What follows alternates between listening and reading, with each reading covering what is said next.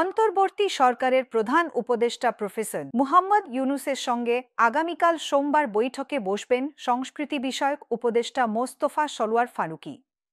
বৈঠকে প্রধান উপদেষ্টার সঙ্গে তার পরিকল্পনা নিয়ে আলোচনা করবেন এই চলচ্চিত্রকার।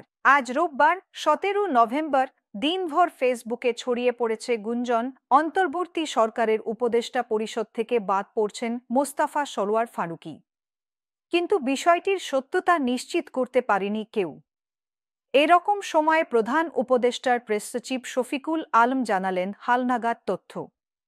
আজ সন্ধ্যায় তার ভেরিফাইড ফেসবুক পেজে তিনি জানালেন প্রধান উপদেষ্টা ও ফারুকীর বৈঠকের তথ্য।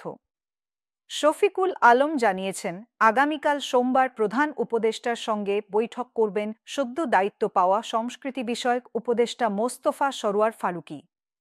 তিনি তার ভূমিকা নিয়েও কথা বলবেন প্রধান উপদেষ্টার সঙ্গে। তিনি এও জানিয়েছেন, আমাদের শিল্প ও সংস্কৃতিকে কিভাবে গতিশীল করা যায় সেই পরিকল্পনা নিয়েও আলোচনা করবেন দুই উপদেষ্টা। ওই পোস্টে মোস্তফা সরোয়ার ফারুকী এবং তার স্ত্রী অভিনেত্রী নুসরাত ইমরোজ তিশার সঙ্গে একটি সেলফি শেয়ার করেছেন প্রধান উপদেষ্টার প্রেস সচিব শফিকুল আলম। গত 10 নভেম্বর অন্তর্বর্তী সরকারের উপদেষ্টা হিসেবে শপথ গ্রহণ করেন মোস্তফা সরোয়ার ফারুকী। এরপর এক প্রজ্ঞাপনের মাধ্যমে তাকে সংস্কৃতি বিষয়ক মন্ত্রণালয়ের দায়িত্ব দেওয়া হয়।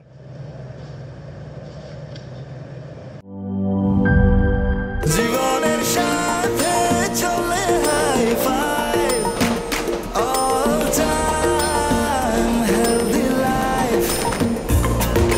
জার্নিতে স্বাস্থ্যকর all time family cake, all time healthy life.